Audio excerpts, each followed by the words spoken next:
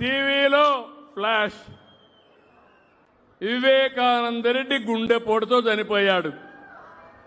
ఏమనిపిస్తుంది తమ్ముళ్ళో మీకు? పాపం అనిపిస్తుందా లేదా? నేను కూడా అనుకున్నాను, పాపం అనుకున్నాను. ఇంకొక అర్ధగంట అయిపోయింది. అక్కడ ఎవరున్నారు కనుక్కుంటే మా సిఐ అక్కడే ఉన్నాడు. సిఐని పెట్టుకొని రక్తాన్నంతా పరిశుభ్రం చేసి నెత్తి మీద కత్తితో పోట్లేసి మెదడు కూడా బయట వస్తే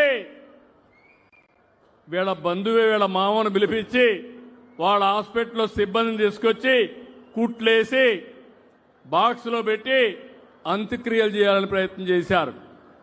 అప్పుడు ఆయన కూతురు సునీత, కాదు పోస్ట్ మార్టం చేయాలి, వాస్తవాలు బయట రావాలని అడిగింది.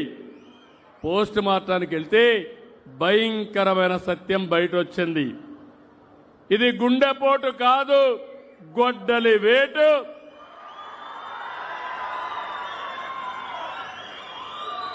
మెదడు కూడా బయటకు వచ్చిందని రిపోర్ట్లో చెప్పే పరిస్థితికి వచ్చారు.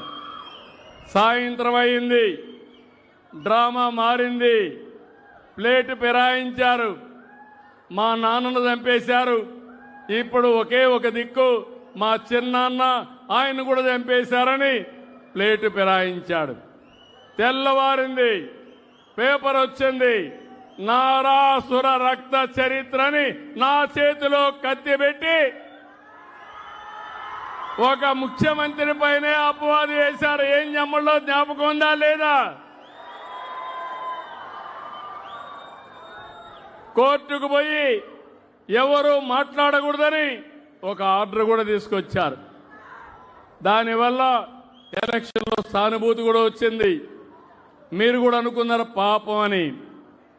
నేను మోసపోయా, మీరు పాపం అనుకున్నారు, కానీ కొంపలు గూలే. అవునా కాదా అని అడుగుతున్నా. మళ్ళీ మళ్ళీ మోసం చేస్తే నేను మోసపోవాలన్నా అని మిమ్మల్ని అడుగుతున్నా.